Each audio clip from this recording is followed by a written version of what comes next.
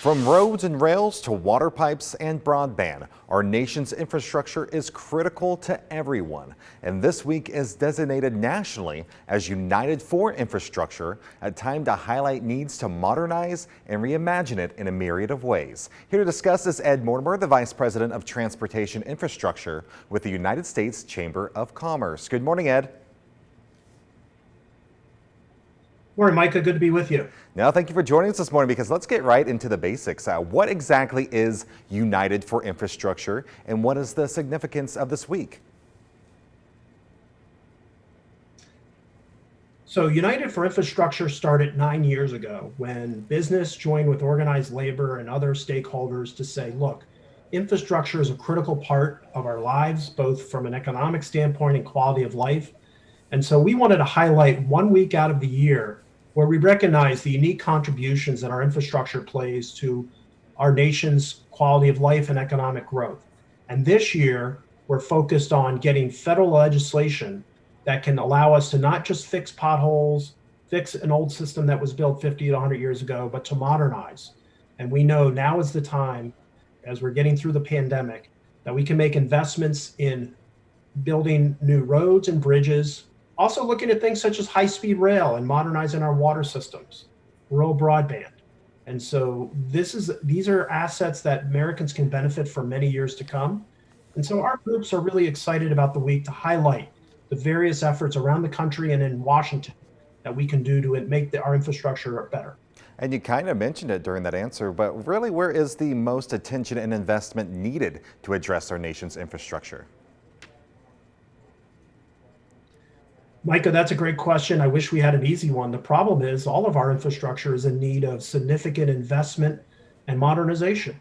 The American Society of Civil Engineers ranks our infrastructure a C-. That's not a grade any of us want our kids coming home with. But look, from roads to airports to waterways, many of these systems were built 50 to 100 years ago. We've been patchworking them for the last 20 years. It's now time with autonomous vehicles, with drones, that we need to build modern infrastructure, and also that can handle, we went from a brick and mortar economy to an e-commerce environment. And we're not just competing with the other 50 states, we're competing with the world.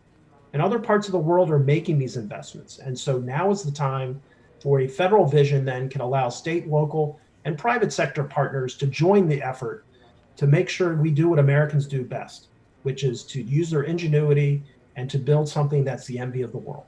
You said it best. We want to be above average when competing against the world. So what are the costs when the challenges to our roads, rails, pipes, etc. aren't really met?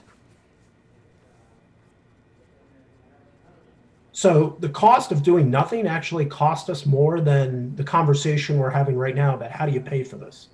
So right now, our economy loses $170 billion a year in lost productivity because of inadequate infrastructure.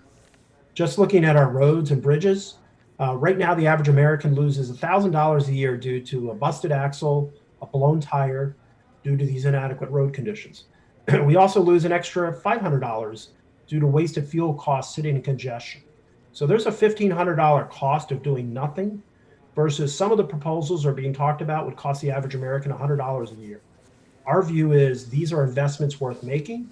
These are assets that will benefit our communities, our quality of life for 50 plus years. And as we're getting out of this pandemic, there's no better time to create good paying jobs, to innovate and modernize our infrastructure. So to make that change happen, what really is needed now when it comes to our infrastructure? So first, we need the federal vision. We need to have a conversation in Washington that's going on right now that we have that vision and the investment levels from the federal government because they have to take the lead. Infrastructure is a shared priority with the state and local governments, but again, it's a national responsibility to make sure we have interstate commerce. And so that conversation is going on now at the national level, and then we need to continue to have it at the state and local level. I know in the Las Vegas region, we've been talking about expansion of I-11. We've been talking about some of these water issues, connections to California. We've been talking about them for years. We got to get some action done. And again, if we can get a federal bill through Congress this year, we think that will portend years of growth and opportunity, economic benefit with the investments that are needed to modernize our infrastructure. And just from what's done so far, I am a fan of I-11, so I would love to see that continue to grow. Where can we learn more information about this week? Sure. To more learn about the week and how you can be a part of the solution, we're contacting your elected leaders and telling them to act. You can go to our website at infrastructureweek.org. All right, Ed, we appreciate your time this morning. Good to be with you. All right, again, this week is United for Infrastructure, and if you'd like to learn more about it, all you have to do is just head to that website you just heard right there on your screen as well. United for Infrastructure, a proud sponsor of Las Vegas Morning Blitz.